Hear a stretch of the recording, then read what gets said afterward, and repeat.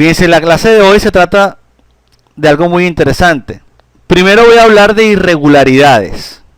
El tema de irregularidades. Entonces fíjense, por ejemplo, ¿qué sucede con este tipo de estructuras? Tenemos una estructura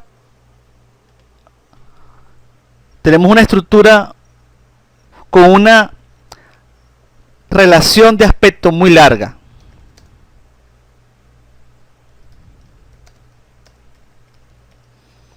Una mala relación de aspecto. Normalmente, las relaciones que superan 5:1, cuando tenemos relaciones mayores a 5:1, se generan problemas.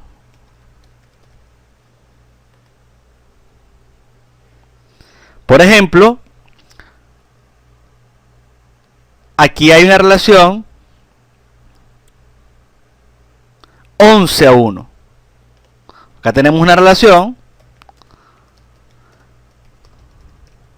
11:1, lo cual es muy grave.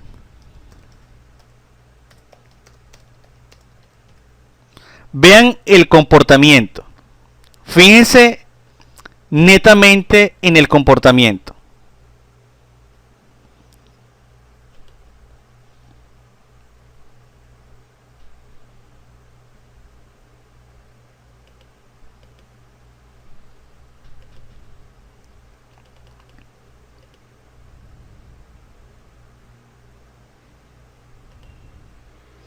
Vean el modo 1, pero fíjense en el segundo modo de vibración. Y vamos a colocarlo con una escala mayor o incluso en el piso superior. Vean el segundo modo, vean el tercer modo, vean el cuarto modo. Fíjense esta flexibilidad de la planta.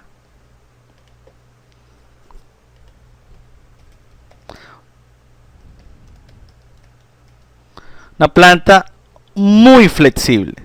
¿Estamos claros? Se entiende que estructuras muy largas generan una alta flexibilidad del diafragma. Les pregunto para saber si vamos tomando la idea. ¿Cuál sería el error en este tipo de estructuras? Acá no se puede aplicar diafragma rígido. Acá no se puede aplicar diafragma rígido. Producto de que si aplicamos diafragma rígido, estaríamos limitando, por supuesto, esa deformación.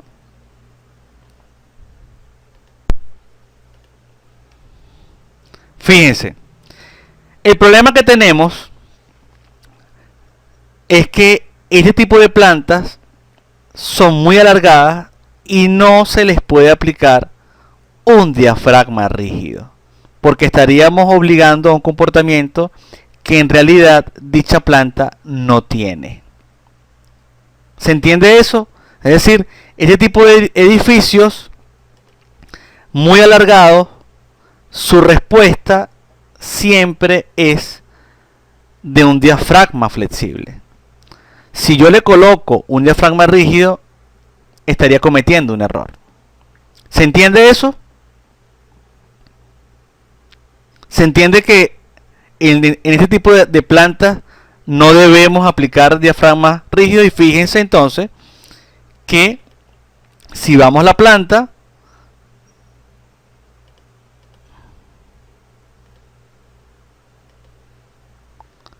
acá, en este tipo de edificios, si vemos la planta, vean que hemos aplicado un diafragma, y este diafragma,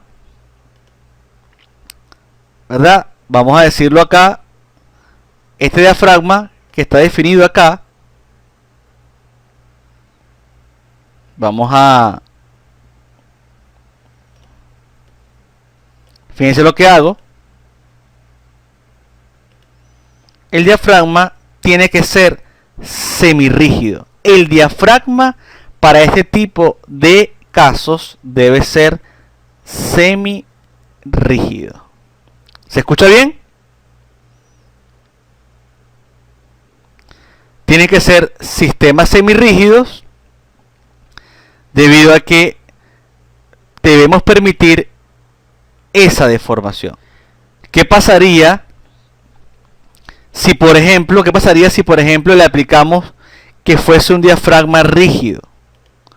Si fuese un diafragma rígido, ¿verdad? Entonces, tanto en el piso 1 como en el piso 2, como en el piso 3 y el piso 4, le aplicara el diafragma de 1, fíjense ahora que la respuesta no sería correcta, porque fíjense el modo 4, que antes hacía una curva y ahora se mueve como un solo conjunto. ¿Se entiende la diferencia que existe en aplicar el diafragma rígido y flexible en este caso?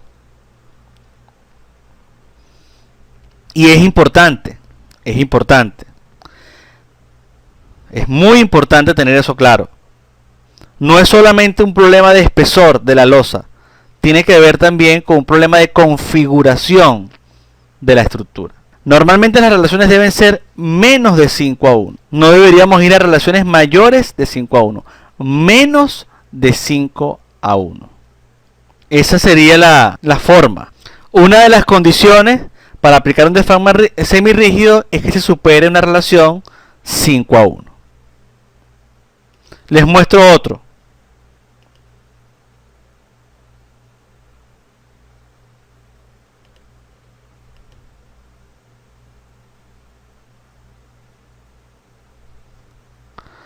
Ok, les muestro.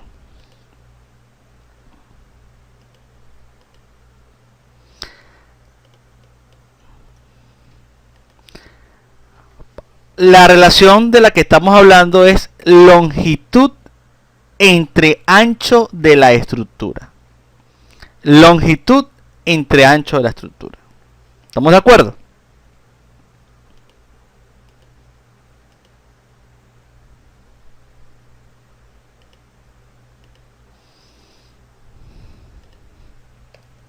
En este caso tenemos una planta con una gran abertura. Cuando la abertura es mayor del 20%, se generan problemas de diafragma flexible. Fíjense, cuando la abertura es mayor del 20%, se generan problemas de diafragma flexible.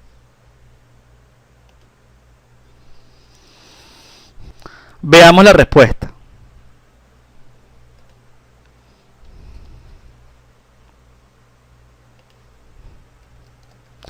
Sí, efectivamente, 20% del área total de planta. Fíjense acá.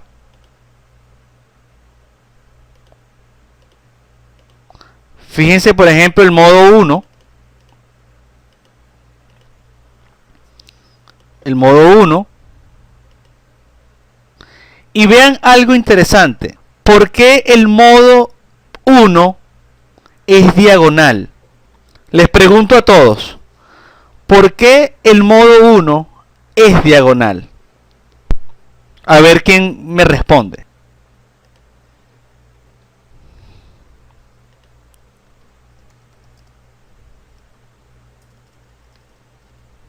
Les pregunto nuevamente, ¿por qué el modo 1 es diagonal?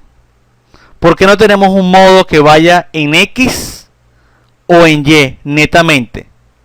¿Por qué tenemos un modo 1 que se va en la diagonal? A ver si alguien me responde. ¿Quién tiene una idea de por qué ocurre esto? Fíjense el modo 2. Fíjense que el modo 2 también es diagonal. La respuesta correcta es de Sandra Dos Ramos, porque la distribución de masa en X y en Y es simétrica. Efectivamente, porque la distribución es simétrica. Cuando tenemos una distribución simétrica, tiene una solución modal es la diagonal, ¿correcto? Y eso pasa. Ahora fíjense, ¿qué pasa con el tercer modo? Con el cuarto modo. Vean la configuración del cuarto modo. Se da una respuesta totalmente flexible. Fíjense la respuesta totalmente flexible, indeseable, obviamente, que de aplicar un diafragma rígido también tendríamos problemas. Entonces hemos visto dos casos donde por un efecto de longitud y otro por un efecto de huecos internos, tenemos problemas de diafragma flexible. ¿Se entiende? Perfecto. Muestro un tercer caso. Fíjense este caso.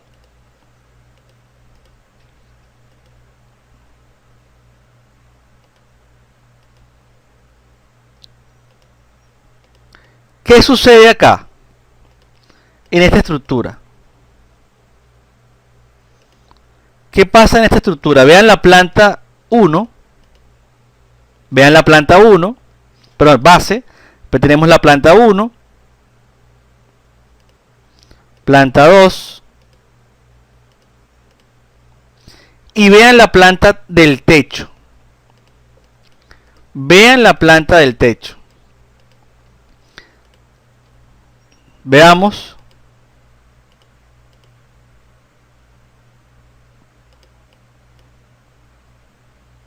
Vean que en el techo, vean que en el techo tenemos que la estructura ya no está unida. Aquí hay una abertura entre el techo de esta parte izquierda y el techo de esta parte derecha. ¿Cómo hacemos en etapas para aplicar diafragmas rígidos cuando en el techo la estructura no está unida? ¿Cómo lo harían ustedes? Les pregunto, a ver, ¿quién tiene la respuesta de cómo podría aplicar en este caso? ¿Cómo aplicar los diafragmas en el techo? A ver, ¿quién me responde algo?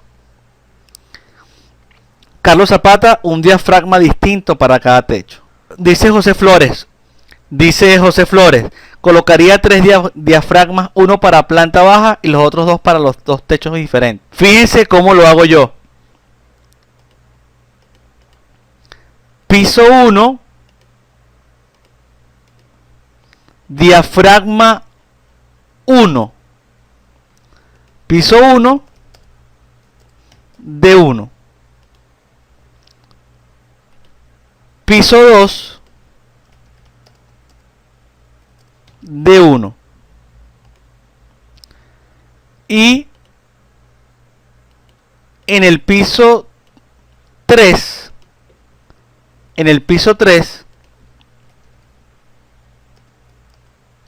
izquierda, D2, piso 3, derecha, D3.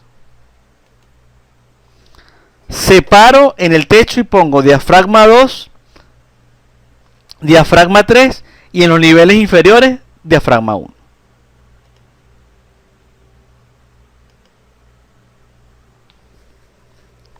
Coloco en el piso 1 y 2 diafragma 1 y en el piso 3, que es el techo, diafragma 2 a la izquierda y diafragma 3 a la derecha.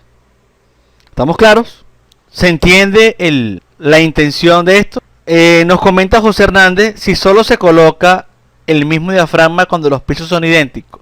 No tienen por qué ser idénticos. Vamos a decirlo más bien así. Se colocan diferentes diafragmas cuando en un mismo nivel las estructuras están separadas. Pero yo puedo tener una variación entre el piso 1 y 2 y aún así llamarlo diafragma 1. En el caso de que se tengan las dos plantas del techo pero unidas por vigas, se puede aplicar el mismo diafragma 1. Si en el techo se unen las dos estructuras a través de vigas, puede aplicarse el mismo diafragma 1. ¿Perfecto? Y esa es la idea de toda esta discusión que vamos teniendo, ¿no? Esa es la idea. Era una de las cosas importantes que quería discutir con ustedes. Estos tres diafragmas son rígidos, no semirrígidos, son rígidos, porque la estructura tiene una buena relación de aspecto y no tiene huecos. En este caso, los tres diafragmas son rígidos. Fíjense, me pregunta, es decir, cuando hay niveles con distintas relaciones se asignan distintos tipos de diafragmas. No. Digamos que cambiamos los diafragmas cuando encontramos estructuras que se separan. Si las estructuras son unidas, no hay necesidad de hacer diferentes diafragmas. Vamos a mostrar los modos de la estructura.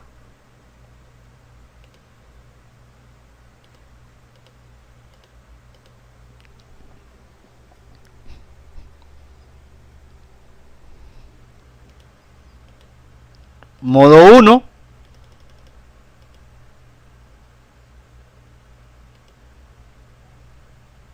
Vean que en el modo 1 la estructura se mueve completa en dirección Y. En el modo 2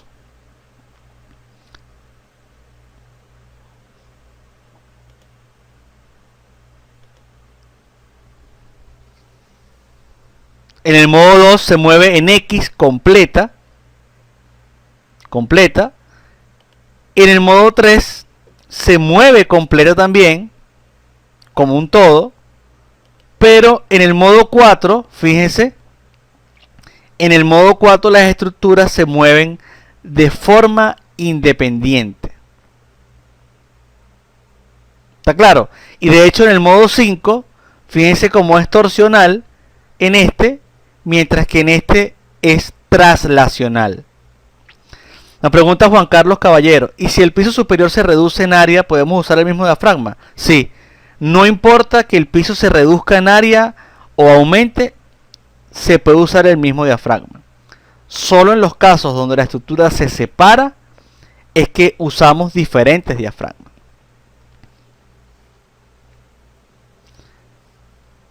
Nos dice José Hernández, si mi edificio tiene 15 niveles con techos que no se separan y yo le asigno de 1 o de 3, ¿eso hace más lento la corrida? No. No hace más lenta la corrida. No cambian los resultados tampoco. Pero fíjense algo. Si yo pido el reporte, gráficas, yo tengo diafragma 1, 2 y 3. Yo puedo estar pidiendo las máximas derivas de piso, pero puedo pedir las máximas derivas del diafragma. Entonces fíjense, la única diferencia, pudiéramos decirlo así, de definir diferentes diafragmas es si quiero representar la gráfica de los diafragmas. ¿Se entiende lo que digo? Es decir, si yo aplico de 1, de 2, de 3, de 4, los resultados son los mismos, pero si le pido por sismo diafragma 1, derivas, me muestra el diafragma 1 y se va a 0 en el piso 3, porque en el piso 3 no hay diafragma. ¿Se entiende eso? Si aplico un diafragma por piso, en la gráfica solamente me aparecería un piso a la vez. Mientras que si es el mismo diafragma, me aparece toda la gráfica completa.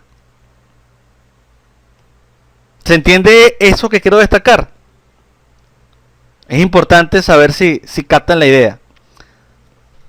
Fíjense, me pregunta Darwin Camacho. ¿Se podría decir que en una estructura irregular es aquella que por asimetría o quizás por inclusión de muros de forma simétrica generando torsión en los modos 1 y 2, es correcto. Una estructura irregular es aquella que por asimetrías o por geometrías, etcétera, tiende a generar torsión en los modos 1 y 2. Y bien, más allá de torsión, deformaciones no rígidas, es decir, de un comportamiento flexible como lo es una planta alargada o lo es una planta con huecos. Eso genera, por supuesto, una estructura irregular, así como también una estructura vertical donde yo tenga dobles alturas, problemas de rigidez, cambios bruscos de masa. Eso también se clasifica como una irregularidad. Cuando la estructura tiene una escalera por fuera, a esa, digamos, esa escalera se modela, pero no se incorpora la escalera dentro del diafragma. La escalera está unida, pero no se le asigna ningún diafragma a la escalera de forma conjunta con la estructura. Digamos que queda aparte. Enrique Vera, ingeniero, ¿algún comentario de los proyectos en esquina? Donde las placas más largas solo las podemos colocar en la parte posterior y en la parte frontal casi nada. Sí, bueno, obviamente proyectos en esquina también generan problemas porque todas esas son geometrías irregulares. Entonces toda aquella geometría que rompa con la regularidad va a tener problemas en el comportamiento y habrá que analizar qué pasa con aplicar diafragma rígido o diafragma flexible. Fíjense, la moraleja de todo esto, ¿dónde queda? Yo lo que les aconsejo es que analicen siempre las estructuras aplicando diafragma flexible, es decir, semirrígido, y vean el comportamiento. Si resulta que el comportamiento es de tipo rígido, pueden redefinir el diafragma como rígido a fin de, digamos, tener un modelo más simplificado. Pero por defecto, en aquellas estructuras que tengan dudas, analicen las primero como semirrígido, verifiquen los modos y de esa forma pueden constatar de si tiene un comportamiento flexible o rígido. ¿Se entiende eso? ¿Se entiende la recomendación que les quiero dar? Y les pregunto porque considero que es importante. Fíjense que Franklin Araujo me pregunta: ingeniero, en el caso de una estructura donde el techo se hace en madera, en ese nivel uso un semirrígido. No necesariamente porque sea madera. Puede ser de madera, pero puede tener suficientes elementos que lo hagan comportarse rígido. No es un problema nada más del material, es un problema del comportamiento de la estructura. El material influye, pero la geometría y el comportamiento de la estructura son las que determinan si esa estructura de techo es rígida o flexible. Hay que analizar primero como flexible, es mi recomendación, y ver si el comportamiento es rígido, se le aplica un diafragma rígido. ¿Se entiende el procedimiento que les sugiero seguir? Nos pregunta Oscar González. Bueno, vamos a ver varias preguntas. Marcos Martínez, ¿cómo sabes que el comportamiento del edificio es rígido? Bueno, es evidente cuando no hay deformaciones en el plano. Ejemplo, si yo veo esto, si yo veo esta situación,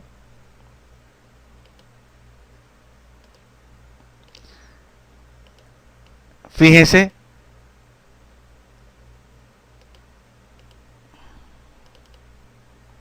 si yo veo esto, es rígido. Esto es rígido.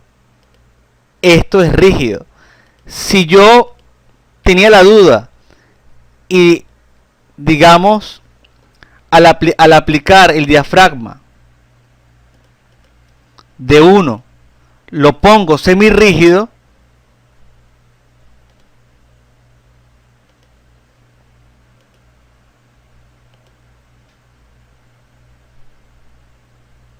fíjense que en este caso empezamos a ver respuesta flexible. Esta es una respuesta que me dice a mí en ese modo 4 que la estructura no es rígida. Entonces, no sirve aplicarle un diafragma rígido. José Hernández, conclusión. Cuando se rompe la regularidad y los dos primeros modos presentan torsión, entonces debemos usar diafragma flexible. No es tan directo, porque fíjense, yo puedo tener una estructura con poca rigidez torsional y aún ser rígida. No sé si me explico. Yo puedo tener una estructura con poca rigidez torsional que haga que los dos primeros modos no sean traslacionales y aún así es rígida. El diafragma flexible se aplica es cuando la planta presenta flexibilidad. El diafragma va asociado a un problema de flexibilidad de la planta y no necesariamente a un problema torsional. El problema torsional lo que nos indica es que la estructura no tiene una adecuada rigidez traslacional, con lo cual cae en una irregularidad. Es decir, una estructura alargada genera un comportamiento flexible y se clasifica como irregular. Asimismo, una estructura con poca rigidez torsional también clasifica como irregular. ¿Estamos claros? ¿Se entiende lo que explico? Son dos condiciones que suman a la irregularidad: la flexibilidad y la poca rigidez torsional. Ejemplo. Fíjense en este caso que voy a mostrar.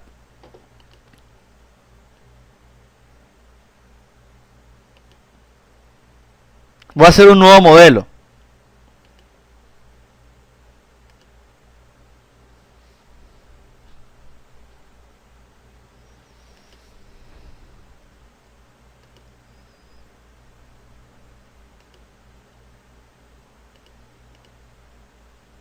Fíjense en este caso.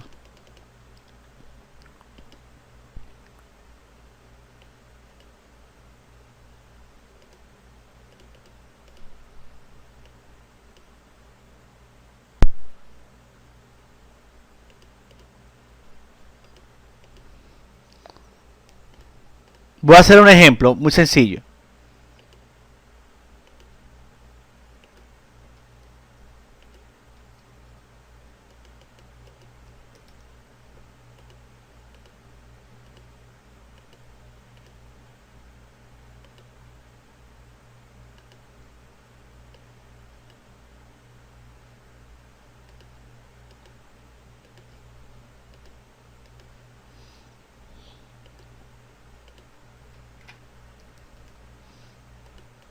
Hago la viga, ya incorporé las columnas y fíjense este caso de acá.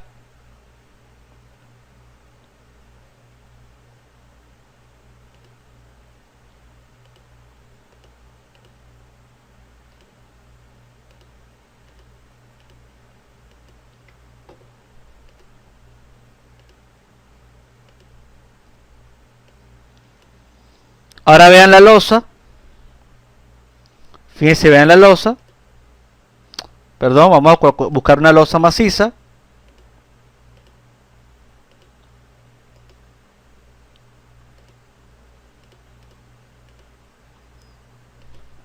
Y ahora le decimos expandir 2 metros.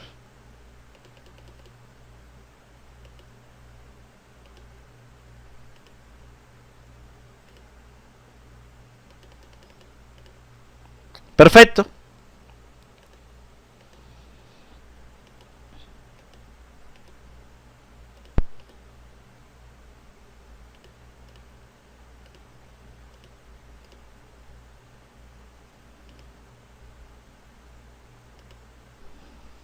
Vean en este caso la losa.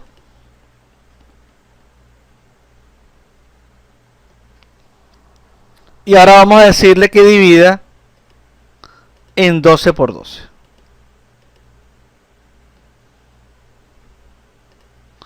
Y que esto que está en el piso 4 lo llevemos en réplica al 321.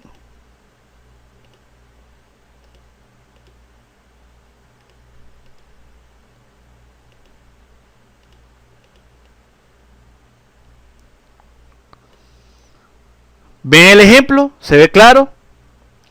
Bajamos al último nivel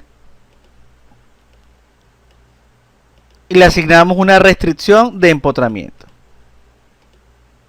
Tanto en este nivel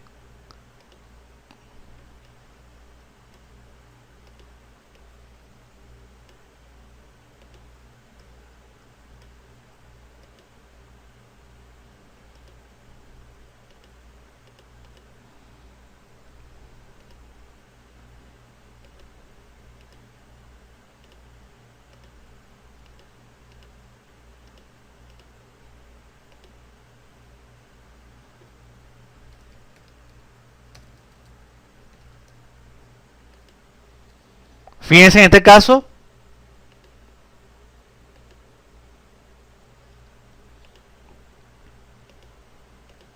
veamos el modo 1, vean el modo 1, torsión.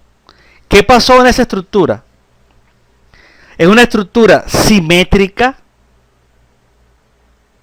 con sus vigas y columnas debidamente definidas, pero la masa es tan grande en cada nivel, ¿verdad?, que generan un gran momento torsor. Es decir, la estructura no tiene la adecuada rigidez torsional para que sus primeros dos modos sean traslacionales.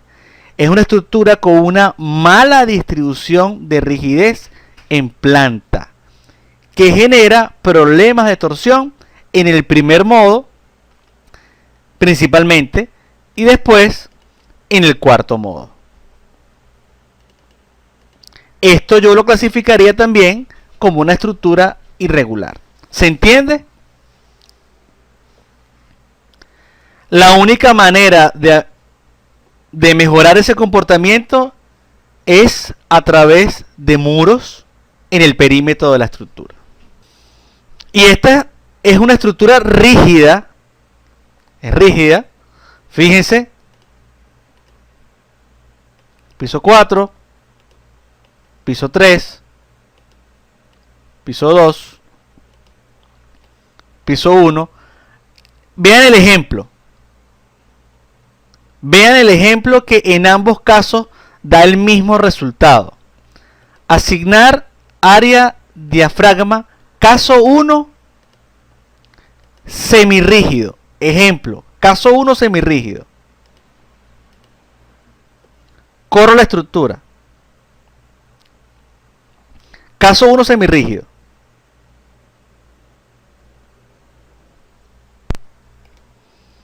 Fíjense, mostramos aquí. Cuando el diafragma que se aplicó es flexible, vean cómo la respuesta del modo 1 es torsional y rígida. Vean que no hay deformaciones relativas en la planta. Si aplicamos diafragma rígido, la respuesta es igual. Es decir, en esta estructura es rígida y da los mismos resultados de aplicar diafragma flexible que diafragma rígido. ¿Qué pasa si en un nivel no se asignan diafragmas? El programa lo toma siempre como flexible. Es decir, coloco el diafragma flexible para permitir el comportamiento flexible de esas estructuras irregulares. Pues un diafragma rígido me generaría comportamientos no adecuados para la misma. Correcto. A Darwin Camacho le digo que si aplicáramos en una estructura flexible un diafragma rígido, el comportamiento no sería el adecuado. En galpones no se aplican diafragmas, porque son estructuras a dos aguas y siempre que tenemos techos inclinados no se pueden aplicar diafragmas. Nos decía Darwin Camacho, coloco el diafragma flexible para, digamos, es decir, coloco el diafragma flexible para permitir el comportamiento flexible de esas estructuras. Pues un diafragma rígido me generaría comportamientos no adecuados para la misma. Es correcto. No se puede aplicar un diafragma rígido en estructuras de comportamiento flexible. ¿Estamos claros en eso? ¿Se entendió esto último que expliqué? Es muy importante porque podríamos pensar que estamos haciendo un excelente modelo cuando en realidad estamos imponiendo un comportamiento que no es el de la estructura. Entonces, como moraleja, debemos siempre analizar diafragma flexible y ver si realmente se comporta como flexible o rígido. En estructuras con techo inclinado no se aplica diafragma rígido, porque el diafragma rígido siempre se aplica a elementos horizontales. No se puede aplicar un diafragma rígido a un techo inclinado porque se limitarían las deformaciones, y eso lo vamos a ver un poquito más adelante en otras sesiones. Pero siempre los diafragmas rígidos se aplican en elementos horizontales. Ni siquiera flexible, no se le aplica ningún diafragma.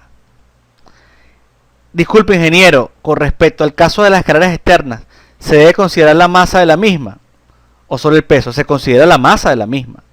Al modelarlas en etapas, el programa automáticamente determina la masa de esa escalera y la toma en cuenta en toda la dinámica.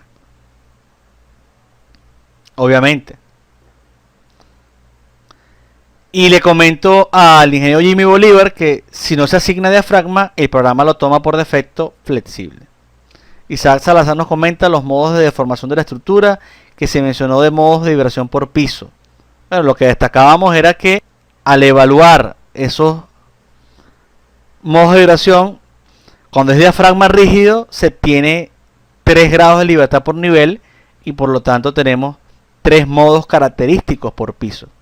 Al tener diafragma rígido, de aplicar diafragma flexible, tenemos n modos, porque ya no habría un centro de masa. Respecto a la escalera externa, le digo a Luis Torres que la escalera no entra dentro del diafragma. La escalera se modela, pero los nodos de la escalera no se incluyen dentro del diafragma. Porque en una escalera los nodos están a diferente altura y por lo tanto generarían problemas en el diafragma que está en el mismo nivel. Lo ideal en el caso del diafragma, para responderle a Isaac Salazar, es que los dos primeros modos sean traslación y no los 3, porque el tercero prácticamente siempre da torsión. Los 2 primeros son los que deben dar traslación. Esto se podría interpretar evidentemente como que lo que estamos modelando es coherente. Los 2 primeros. Vamos a ver qué me preguntan. Marcos Martínez. ¿Qué pasa en edificios que están en una ladera y solo tienen empuje de suelo a un lado del edificio? ¿Cómo se modela esta interacción sobre la estructura? Y desde el enfoque dinámico, ¿cómo se podría resolver en etapas? Voy a mostrar en una de las sesiones en vivo cómo incorporar este tipo de estructuras. Repito, voy a incorporar en una de las sesiones en vivo una estructura tipo la que me indica Marcos Martínez, que es una estructura que está en ladera, donde las columnas, unas son más grandes que la otra y tenemos empuje de tierra.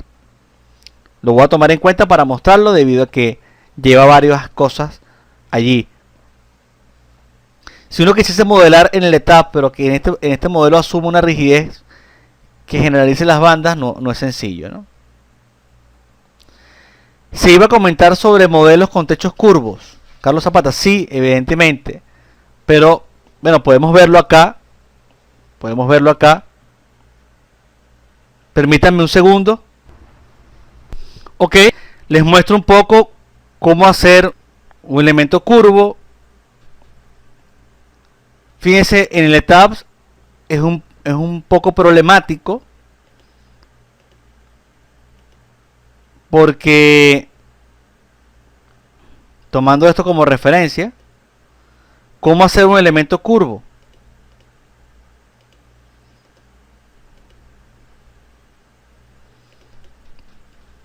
¿Cómo hacer un elemento curvo?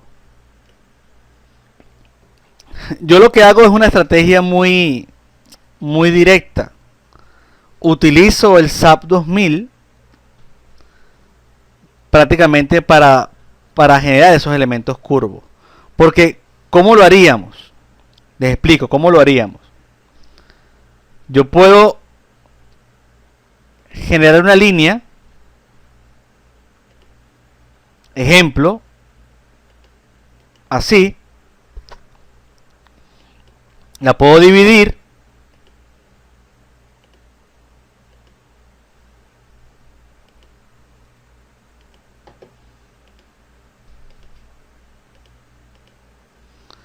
Me aparecen los nodos.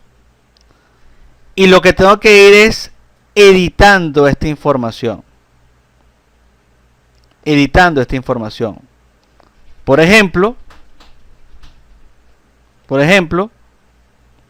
yo le puedo decir alinear a una X 0.50. Esta la puedo alinear a una X 1.2. Y yo con esto puedo ir rehaciendo la curva. En el fondo, lo que tenemos que encontrar es a través de Excel o AutoCAD o cualquier herramienta de dibujo, las coordenadas. Dibujamos una línea para que nos ponga los nodos y utilizamos el comando align point para que nos genere los puntos. No hay en Etaps una herramienta eficiente de hacer elementos curvos en un plano vertical. ¿Estamos claros? Hay que hacer uso del align point.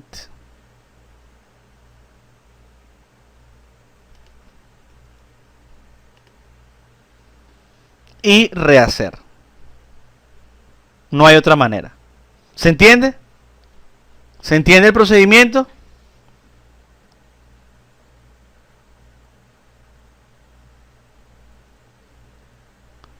Nos comenta Anderson Arrieta.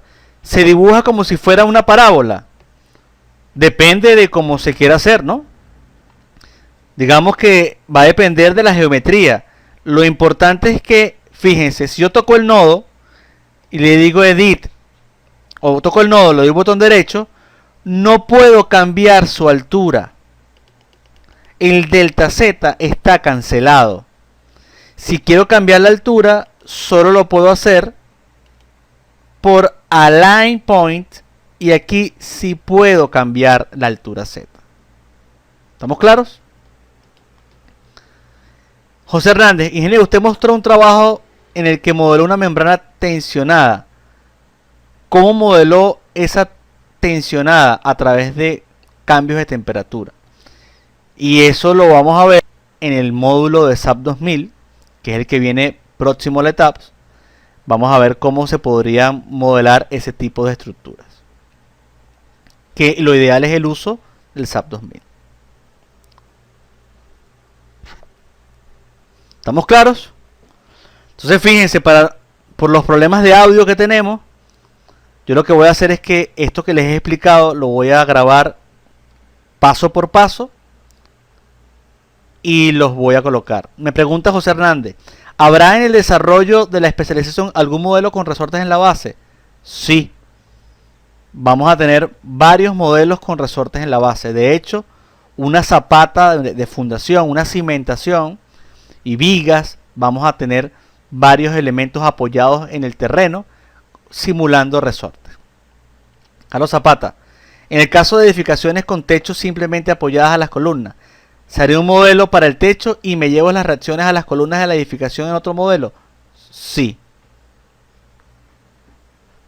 En el caso de edificaciones con techos simplemente apoyados, se hace el techo en un modelo y se pasan las reacciones a la estructura principal. Por ejemplo, en techos de centros comerciales que pueden ser metálicos de repente y se apoyan sobre una estructura de concreto armado. Perfectamente. ¿Estamos claros?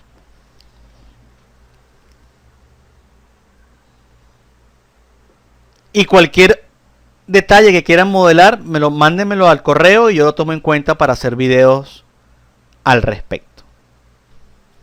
Entonces vamos a ir cerrando la sesión y como les dije, todo esto en resumen lo voy a grabar para que les quede bien claro y cualquier duda, por supuesto, le escriben al Vimeo para contestar. Bien, ¿estamos claros? Nos pregunta José Hernández. ¿Habrá un video pregrabado de cómo modelar un muro de contención? Sí, vamos a tener un video de un muro de contención en SAP 2000. Nos pregunta Carlos Zapata, ¿los videos pueden ser vistos una vez se termine la especialización? Hay un paquete que se puede adquirir para ver los videos una cantidad de tiempo mayor a cuando termine la especialización. El techo del Sambil de Barquisimeto, ¿cómo se modelaría? No lo recuerdo ahorita exactamente. Si me envía alguna foto lo podemos discutir. ¿Queda abierto el grupo? El grupo queda abierto unas 3 semanas más después de cuando termina la especialización y luego se cierra. En SAP 2000 vamos a ver muchísimas cosas. Vamos a ver vigas pretensadas. Vamos a ver muros de contención, tanques elevados, tanques subterráneos, etc. Ingeniero, por último, con respecto a los tanques de fluidos en edificios, ¿cómo toma en cuenta la masa convectiva y la impulsiva? Eso lo vamos a ver en SAP 2000. No tenemos el caso de puentes, pero sí puedo mostrar cómo se hace una viga de puente. Un techo tipo tensotextil, les voy a mostrar un caso que yo realicé de cómo se puede modelar este tipo de estructura. Sí, por supuesto, les indicaré cómo se puede incorporar una piscina en una azotea que es similar a un tanque. ¿Cómo no? Perfecto.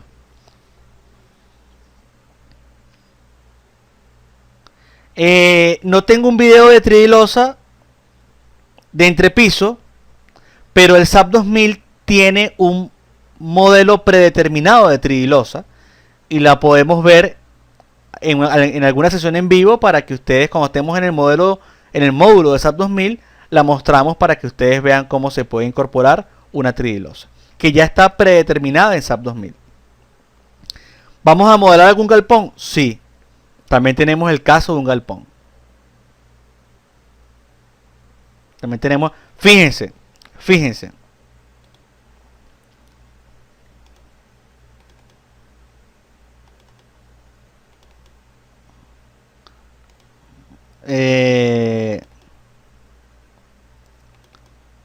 Vamos a ver, por ejemplo, vamos a ver conexiones metálicas, vamos a ver cabezales sobre 4 pilotes, sobre 2 pilotes, vamos a analizar edificios, galpón metálico, un hangar, losa con cargas dinámicas, losa de fundación. Vamos a evaluar mástil, en fin, módulos de escalera. Hay muchísimas cosas que vamos a ver. Muro ante cargas de empuje, monopolo con tensores, problemas de pandeo. Vamos a ver plancha base, plantas de tratamiento. Tengo 1000 cosas que mostrarles en SAP 2000. De todas esas estructuras, digamos, caprichosas y complejas, las vamos a ver en SAP 2000. ¿Qué les parece? Digamos que con el ETAPS vamos a culminar el módulo de edificio y vamos a dedicarnos prácticamente a modelos muy caprichosos, muy complejos en SAP 2000. ¿Estamos claros? Va a ser muy interesante. Ahora es que faltan temas por ver. Repito, viga pretensada. Vamos a ver algo de puente, muros de contención, estructuras con tanques elevados. Vamos a ver cables, guayas, losa de fundación, vigas sobre fundación elástica, vamos a ver cabezales, pilotes, analizaremos un edificio para la parte dinámica, techos curvos, galpones, viento, en fin, un montón de cosas que tenemos preparado para el tema, el módulo de SAP 2000, que se van a complementar muy bien con todo lo que hemos visto en el área de edificaciones en etapas. ¿Estamos claros? Realmente va a ser muy interesante. Les decía que vamos a ver vigas pretensadas, muros de contención, vamos a ver losas con cargas dinámicas, análisis tiempo-historia, pushover, vamos a ver tanques elevados, tanques subterráneos, vamos a ver, por ejemplo, todo lo que es conexiones metálicas, elementos finitos, sólidos, cabezales, pilotes, un poco de puente, galpones, guayas, cables, en fin, 1000 cosas dentro de SAP 2000. ¿Qué les parece? De hecho, nadie me ha preguntado acerca del edificio que se colocó en los videos de las etapas constructivas, que de alguna manera es un análisis no lineal. De todas maneras, cuando veamos análisis no lineal en SAP 2000, mostraremos cómo se puede hacer en etapas. Sobre todo la versión 2013, que es la que ha mejorado. Y les repito, nadie me ha preguntado acerca del edificio que coloqué en los videos de secuencia constructiva. Revisen esos videos, que es muy interesante la respuesta que se tiene de un edificio bajo secuencia constructiva, del cual se hace incluso un análisis no lineal, y lo tienen ustedes allí.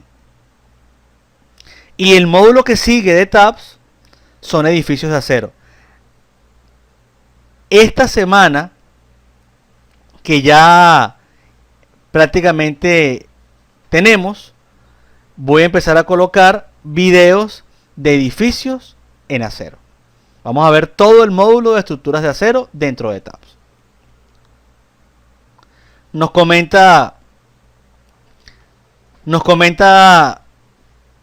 Anderson Arrieta: ¿por qué el sótano tiene elementos sin masa? Porque esa masa está confinada y es necesario quitarle la masa al sótano para poder alcanzar la masa participativa dinámica y no dejar una masa que la estructura nunca mueve.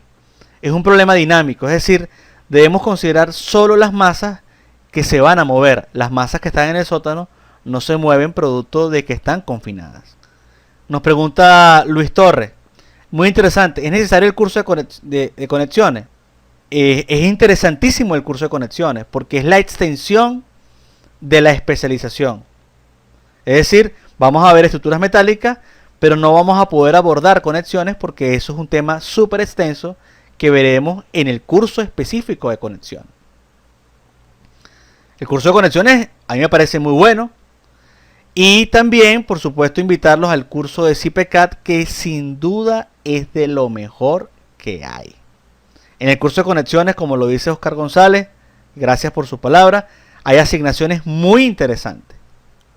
El curso de conexiones empieza en abril. Pueden revisar la página web, si mal no recuerdo, por ahí el 20 de abril. Es importantísimo ese curso porque el material es muy extenso. Carlos Zapata: ¿no se le aplican restricciones al muro? Sí, al muro se le aplican algunas restricciones. Vean todos los videos y lo pueden verificar. Siempre a todas las personas que están haciendo cursos con nosotros, por defectos tienen un 10% de descuento siempre para todos los cursos que hagan a partir de ahora en adelante.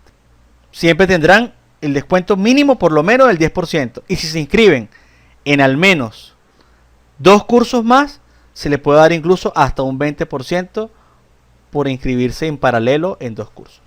El curso de CIPECAT comienza la semana que viene, el 18 de marzo. De verdad les digo con toda honestidad, el que pueda hacer el curso de CIPECAT, no lo dude ni un segundo.